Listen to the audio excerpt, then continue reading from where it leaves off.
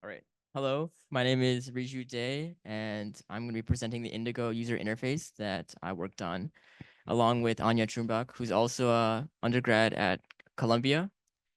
And we did this with John Drogo, who is a PhD student, who's right over there.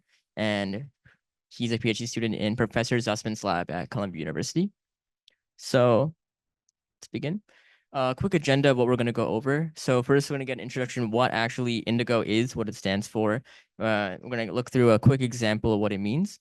And then we're going to go through the user interface, the architecture, and also like a UI mockup.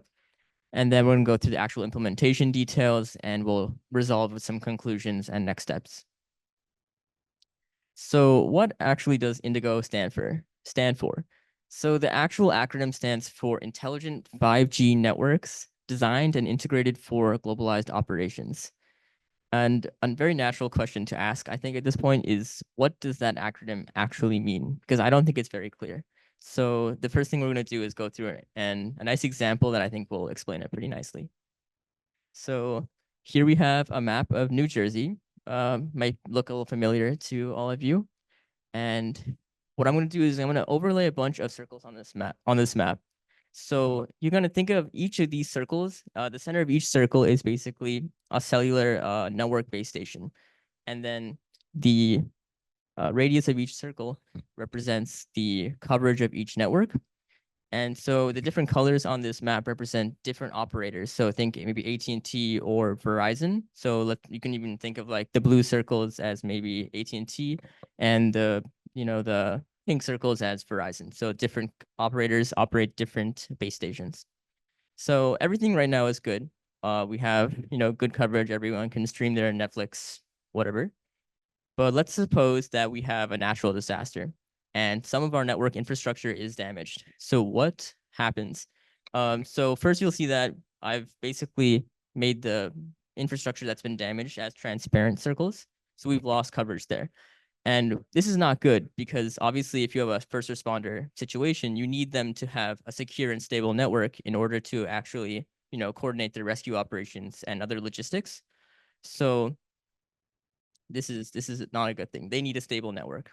And what's also interesting is that even though our network is down in some areas, we can, if you look at this like red triangle area right over here, if we were to basically stitch together networks from three different operators, we could potentially make a network that is stable throughout that whole area.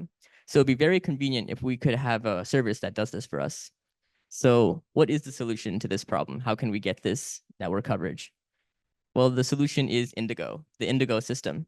So the Indigo system basically allows you to define a geographic boundary of where you want network coverage, and then also some simple mission parameters like resiliency or bandwidth. And then you can submit that to the system, and it will basically reserve a network slice for you to use so that you can do whatever you need to do on the network. So the next thing you'd see is if you define a mission, you get information on your area, your network slice, and also some information about the different operators in that area.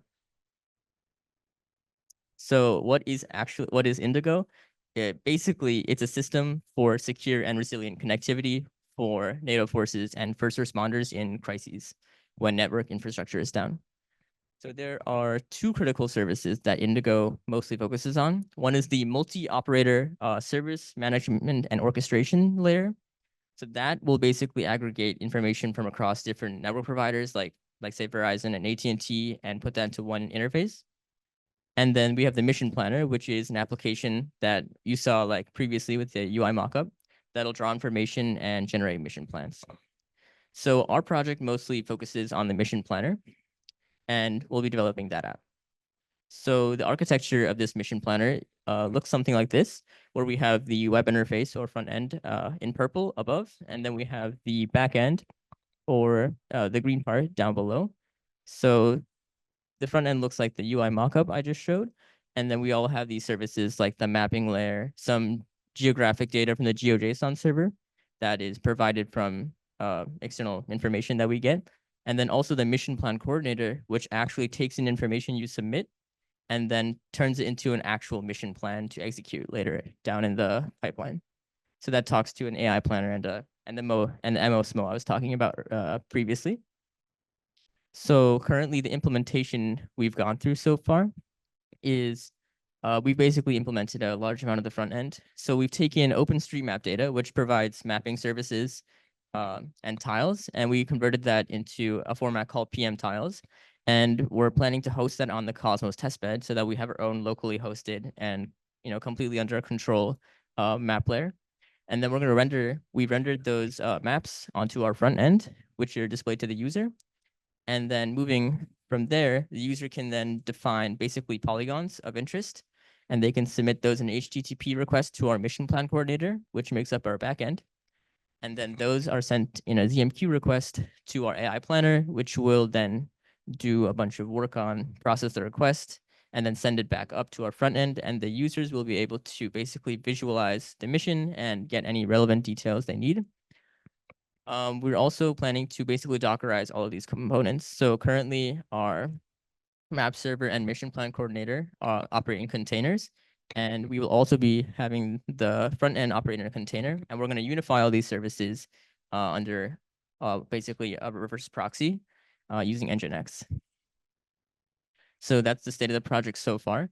So some basic conclusions is that we can basically say that Indigo has, some great potential to basically take advantage of these open industry standards to basically basically merge services from different network providers and put them under one umbrella, and then also enable rapid emergency response so that you can get your network for whatever task you might need. So next steps might include, we're gonna basically bridge the connection between the UI and the AI planner. We're still talking with people to see how that might look and what the logistics of that will be. And then we're going to host, hopefully, all of our servers on Cosmos testbed servers and take advantage of that service. And then finally, as I was talking about the unified interface, we're going to do that once we have, containerized and hosted all of our services. And that's the extent of the project so far. Any questions?